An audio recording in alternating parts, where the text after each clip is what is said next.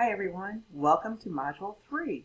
And in Module 3 we're really going to take a deep dive into the different types of epidemiological studies. And that's such a critical factor, so pay special attention when you're reading your chapters 4 and 8.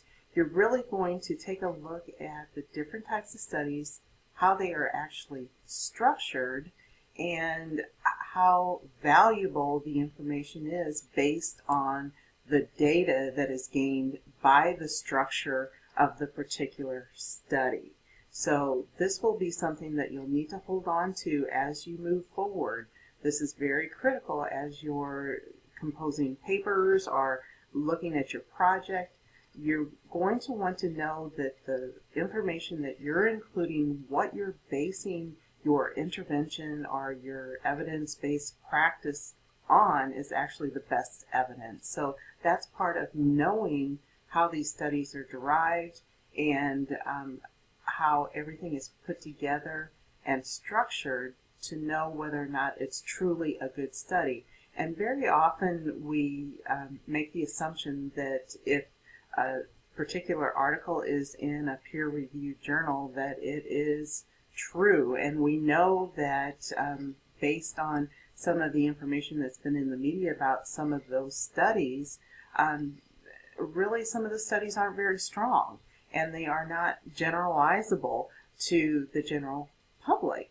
So that's where we come into some of the issues, some of the misnomers that are out there as far as healthcare and healthcare practices. Sometimes some of the information is presented as the true fact when in actuality it may be a relation or a correlation versus a causation.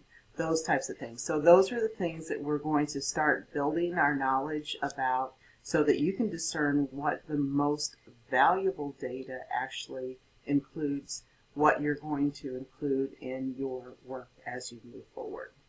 So you're going to be reading chapters 4 and 8. You're going to continue to work on your upcoming assignments, your share it presentation. So we're going to pop into the discussion board here very quickly, and then we'll go into the module as well. So hold on, here we go.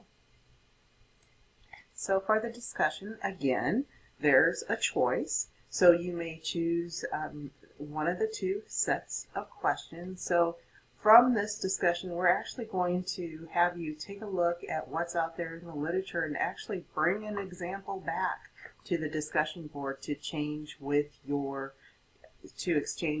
classmates and demonstrate examples of the different types of studies. And this is a very interactive opportunity to really take a deep dive into not only reading in the textbook, but actually seeing how it's applied in the literature and examining the literature itself. So this will be a fun discussion. And of course, we're going to start kind of progressing with the group project. So I'm asking that you kind of share what your designated responsibilities are with your group. So this is kind of setting the stage for you as you move forward with your group project. So let's go into the module next. Okay, here we are in the module. So as always, our to-do list is on the very top. And just a reminder that you actually will be gathering some of the information that will be instrumental as you complete some of your upcoming assignments.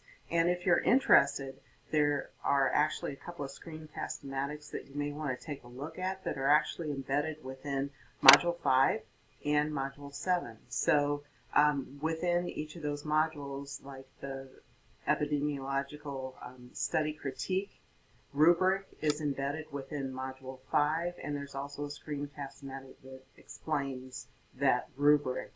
And the same holds true for the final paper as well.